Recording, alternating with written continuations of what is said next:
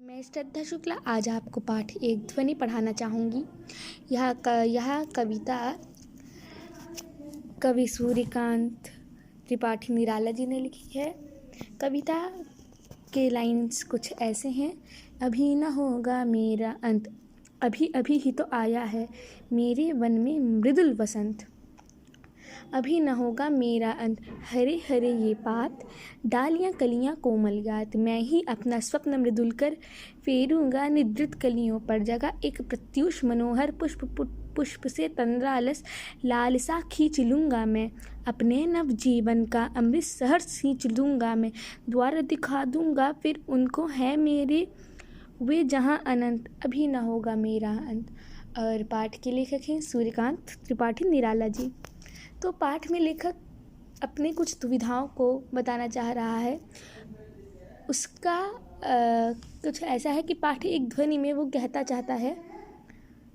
एक श्रेष्ठ कवि हैं सूर्यकांत त्रिपाठी निराला जी।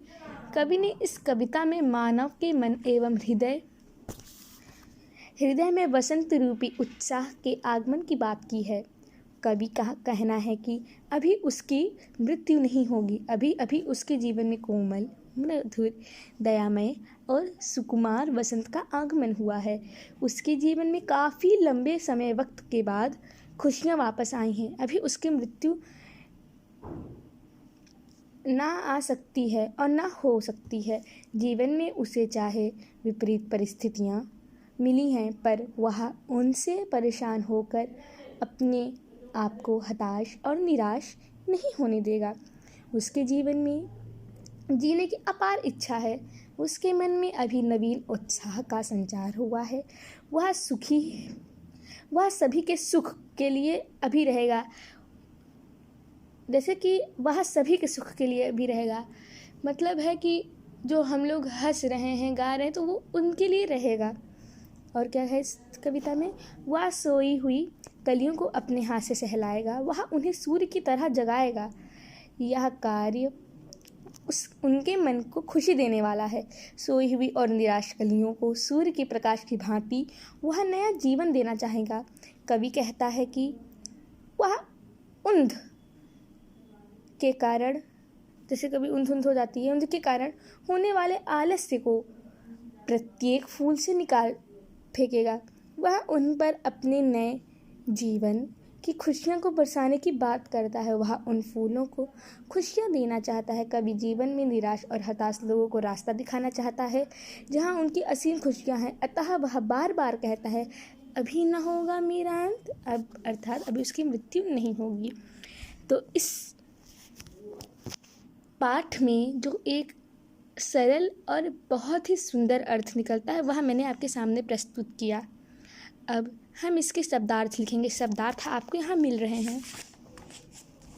मुझे क्षमा करें, मैं आपको इस तरह वीडियो बना रही हूँ because it's my first video. तो जैसे लिखा है शब्दार्थ, मृदुल, कोमल, पात, पत्ता, गात, शरीर, निद्रित सोया हुआ, प्रत्यूष, प्रातःकाल, तंद्रालस, नींद से अलझाया हुआ, लालसा, कुछ पाने की चाह, इच्छा, अभिलाषा। तो देखिए मित्रों, अगर आपको उस पाठ में कुछ चीज़ें समझ नहीं आ रही हैं तो इसमें काफ़ी अच्छे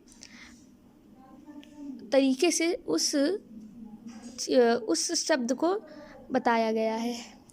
अब इस पाठ में पहला क्वेश्चन क्या कह रहा है, आइए ज़रा हम पढ़ते हैं कविता से। कवि को ऐसा विश्वास क्यों है कि उसका अंत अभी नहीं होगा?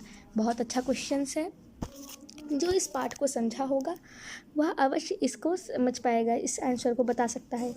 अभी मैंने आपको बताया कि वो उनके जीवन में अभी कोमल, मधुर, दयामय और सुकुमार वसंत का आगमन हुआ है।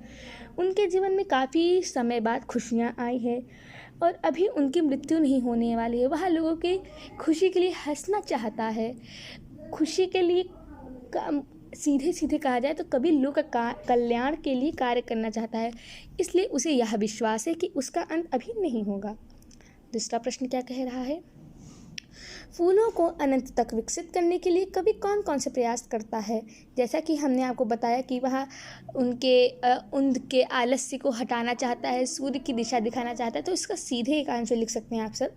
यदि आप लिखेंगे इसे, फूलों को अनंत तक विकसित करने के लिए कवि कहता है कि वह फूलों के आलसीपन को समाप्त करेगा। उन्हें विकसित करने के लिए वह अपने जीवन के सभी खुशी रूपे अमृत को उनके लिए सींच देगा, जिससे वे अनंत समय तक खिले रहें। खिले हुए फूल सभी के जीवन में खुशी का संचार करेंगे। अगर यह वीडियो आपको समझ में नहीं आए कि मैं क्या कह रही हूँ तो प्लीज़ कमेंट बॉक्स में कहिएगा। वीडियो हम बनाते हैं, उड़ा के कुछ भी बन जा रहा है, लोग समझेंगे, लाइक करेंगे, लेकिन हम ऐसा नहीं कह रहे हैं। यदि आपको वीडियो अच्छा लगे तभी लाइक सब्सक्राइब करिएगा। बस मुझे लाइक सब्सक्राइब का लालच नहीं, बस आपका काम पूरा हो और आप चैप्टर समझ पाएँ।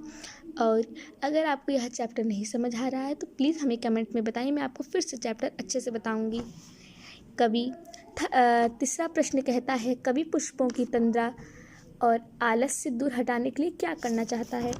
कवि सोए हुए पुष्पों की तंद्रा एवं आलस्य को दूर हटाने के लिए उन्हें अपने कोमल कोमल प्यारे सपने अर्पित करना चाहता है।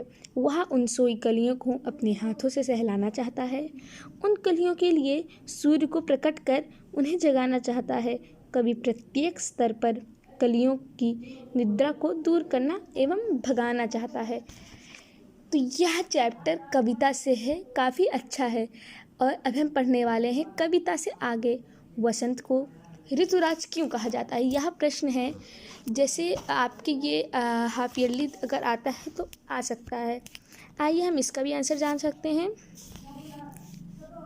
वसंत को ऋतुराज क्यों कहा जाता है? आपस में चर्चा कीजिए। भारत अनेक ऋतुओं का देश है। यहाँ गर्मी, सर्दी, बरसात, पतझड़, वसंत आदि 6 ऋतुओं का आगमन होता रहता है। इनमें से वसंत सबसे लोकप्रिय, सर्वश्रेष्ठ और सबसे प्यारा। यहाँ पे अलग ही आनंद रहता है इस वसंत ऋतु में, जिसके आगमन पर प्रकृति के साथ साथ सभी प्राणी उल्लास से, हर्ष से झूम उठते हैं। इसमें गर्मी, सर्दी, वर्षा आदि किसी का भी अधिकता नहीं होती, इसलिए वसंत को ऋतुराज कहा जाता है। यह सीधा सिंपल आंसर है। यदि यह समझ नहीं आ रहा है तो आप सीधे लिख सकते हैं ऐसा कुछ। वसंत, देखिए भारत ऋतुओं का देश है। बस मैं आपको इसे समझा रही हूँ कि भारत जो है ऋतुओं का देश है। यहाँ पे ऋतुओं की कमी नहीं है। यहाँ पे गर्मी, बरसात, पतझड़, वसंत आदि 6 ऋतु हैं और इसमें से वसंत इसलिए सबसे लोकप्रिय है। इसमें मौसम को खुद ही एक खुशी रहती है, ना तो ठंडी, गर्मी, वर्षा, सब एकदम मीडियम, मतलब ज़्यादा अधिक नहीं रहते हैं, इसलिए वसंत को ऋतुराज कहते हैं। अब क्या सेकंड क्वेश्चन क्या पूछता है? वसंत ऋतु में आने वाले त्योहारों के विषय में जानकारी एकत्र कीजिए और किसी एक त्योहार पर निबंध लिखिए।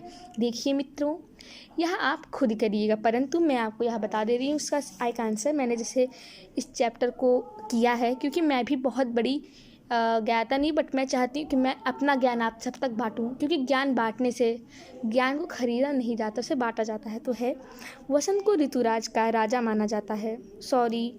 मुझे क्षमा करिए, मैं पहला क्वेश्चन को देख रही थी। वसंत को ऋतुओं का, जो 6 ऋतु मैंने आपको बताई, उनका राजा माना जाता है। और यह सबसे ऋतुराज पहले लिखा है, या देखिए ऋतुराज। इस ऋतु में वसंत पंचमी, होली आदि त्योहार आते रहते हैं। बसंत पंचमी के दिन बच्चे पतंगे उड़ाते हैं। इस दिन पीले वस्त्र पहनने एवं पीला हलवा जो होता नहीं, पीला हलवा बनाने की परंपरा चली आ रही है। इस दिन सारा आकाश पतंगों से रंग बिरंगा होता रहता है। होली के रंगों का त्योहार इसे माना जाता है। इस दिन लोग एक दूसरे को रंग और गुलाल लगाते हैं। यह त्योहार आपसी भाईचारे को बढ़ाने का काम करता है। यद्यपि इस ऋतु में अनेक त्योहार आते हैं, पर होली का त्यौहार इन सब में अनूठा है। यह प्रत्येक छोटे बड़े, अमीर गरीब, नर नारी और बूढ़े बच्चों के हृदय में उत्साह भर देता है। यह मैंने आपको बताया है, यदि सही है तो हमें बताएं, ये आपको सही लगा तो। इसके लिए एक है, आप इस पे इतना वसंत पे है, इसके बाद आप एक होली पे निबंध लिख दीजिएगा। आपके पास अगर आप 8th के इसको देख रहे हैं तो आपके पास होली पे निबंध अवश्य होगा। तृतीय क्वेश्चन पूछता है, ऋतु परिवर्तन का जीवन पर गहरा प्रभाव पड़ता है। जो यह कथन लिखा है इसकी पुष्टि आप किन किन बातों से कर सकते हैं, लिखिए। लोगों के जीवन पर ऋतु परिवर्तन का गहरा प्रभाव पड़ता है। कवि की यह कथन एकदम सत्य है। भारत 6 ऋतुओं का देश है। अनेक ऋतुएं यहाँ पे आती रहती हैं, गर्मी, सर्दी, बरसात, पतझड़, वसंत आदि, जो अपने अनुसार मानव पर अपना प्रभाव डालती हैं। जैसे कि गर्मी में हमें काफ़ी गर्मी लगती है, सर्दी में काफ़ी ज़्यादा ही ठंडी लगती है, और बरसात में खूब बरसात होती है और कीड़े मीड़े निकलते हैं इत्यादि। विभिन्न प्रकार की ऋतुओं में रहने के कारण लोगों का व्यवहार में भी परिवर्तन आना स्वाभाविक है। देखिए, जब सर्दी आती है हम लोग कंबल निकाल के, मोटे वस्त्र पहन के, ठंडी चीज़ें बंद करके गर्म चीज़ें खाते हैं, और गर्मी में उसका उल्टा करते हैं। ठीक है, तो स्वाभाविक है। सर्दियों में हम ठंड से कांपते हैं, तो गर्मियों में पसीने, और जैसे आज का समय देखिए, यहाँ इतनी गर्मी पड़ी, पसीने हैं, तेज धूप है। इसमें वसंत सबसे अच्छी ऋतु और मोहक है। इस ऋतु में प्रत्येक व्यक्ति बाहर घूमने फिरने का इच्छुक होता है। यह ऋतु अत्यंत सुहावनी होती है। देखिए मित्रों, इसमें लिखा है, हम भी इच्छा कर रहे हैं कि हम अपने विद्यालय जाएं, अपने मित्रों, अपने टीचरों से बातचीत करें, पर ऐसे माहौल में यह सब असंभव है। अनुमान और कल्पना पूछ रहा है, कविता की निम्नलिखित पंक्तियाँ पढ़कर बताइए कि इनमें किस ऋतु का वर्णन है। फूटे हैं आमों में बौर, भौर बन बन टूटे हैं, होली मची ठौर ठौर, सभी बसंत बंधन में छूटे हैं। प्रस्तुत पंक्ति में यह लिखा है कि किस ऋतु का वर्णन है, तो इसमें फाल्गुन और होली का दृश्य चित्रित किया गया है। यह ऋतु अत्यंत मनोहारी और सुहावनी होती है। इस ऋतु में आम के वृक्षों पर बौर आ जाता है, और यहाँ पे जो होता नहीं है, पीली पीली जिसे कहते हैं, दतिया काटती भी है। एक सेकंड प्रश्न कह रहा है, स्वप्न भरे कोमल कोमल हाथों को असलाई है, अलसाई कलियों पर फेरते हुए कवि कलियों को प्रभात के आने का संदेश देता है। प्रभात कर जैसे सुबह होना, उन्हें जगाना चाहता है। जैसे सुबह हो रही है, उन्हें जगाना चाहता है, और खुशी खुशी अपने जीवन के अमृत से उन्हें सींचना और हरा भरा करना चाहता है। फूलों पौधों के लिए आप क्या क्या करना चाहेंगे? देखिए, हम अपना अनुमान लगाएं तो फूलों और कलियों के लिए हमें वातावरण में संतुलन बनाने का काम करते हैं। मतलब जो फूल और पौधे हैं वो हमारे जीवन के लिए वातावरण में संतुलन का काम करते हैं, इसलिए हम इनका रख रखाव करेंगे। प्रत्येक व्यक्ति को कम से कम एक पौधा अवश्य लगाना चाहिए, यह सत्य है, और लगा के छोड़ना नहीं, उसकी देखभाल भी करनी चाहिए। ऐसा करने से प्राकृतिक सुंदरता के साथ साथ प्रकृति और मानव का संबंध भी अटूट बनेगा। हम आज इस प्रकृति को हमने इतना कष्ट पहुंचाया है कि आज प्रकृति हम पे टूट पड़ी है। हम उनकी देख रेख करने में अपना योगदान देंगे, उन्हें समय पर सींचेंगे और उनमें खाद डालेंगे। तो ये हमारे सेकंड उत्तर का आंसर है। थर्ड हमारा क्या क्वेश्चन कह रहा है?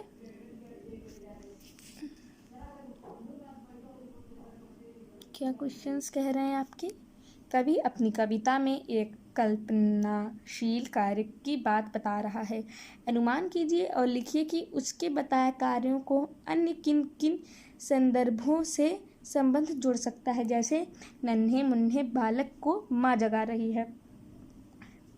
कवि को अपनी कविता में मानव कल्याण की कल्पना की है। कविता में बताए गए तरह तरह के कार्यों को वह मानव से जोड़ने की कोशिश करता है। वह अलसाई कलियों के माध्यम से निराश व हताश लोगों को उनके जीवन में अमृत प्रसन्नता बांटना चाहता है। इसी प्रकार सोई हुई कलियों के माध्यम से कभी लोगों में जागृति लगा रहा है। जैसे वह सोई कलियों पर हाथ सहलाकर उन्हें जगाने का प्रयत्न करता है, ठीक उसी प्रकार उसने जीवन में निराश और हताश लोगों में जागृति और क्रांति का भाव पैदा करने का प्रयास किया है। यदि नन्हे मुन्ने बालक को माँ जगाने के लिए उसे सहलाती हैं, इसी प्रकार माली भी फूलों को अपने हाथ से सहलाता है, उन्हें सींचता और संवारता है। यह पाठ 1 के पॉइंट 3 अनुमान और कल्पना का प्रश्न 3 है। मुझे क्षमा करें, मैं इसमें कई चीज़ें गलत बोल दी हूँ, तो इस वीडियो को स्किप मत करिएगा, प्लीज़ देख लीजिएगा। ये बहुत मैंने इस चैप्टर को मैंने किया है। तो हमारा वीडियो यहीं पे ख़त्म होता है और मैं आपसे एक गुजारिश करती हूँ, इस कोरोना वायरस में कृपया कर आप लोग अपने घर पे ही रहें, सुरक्षित रहें, अच्छे से रहें।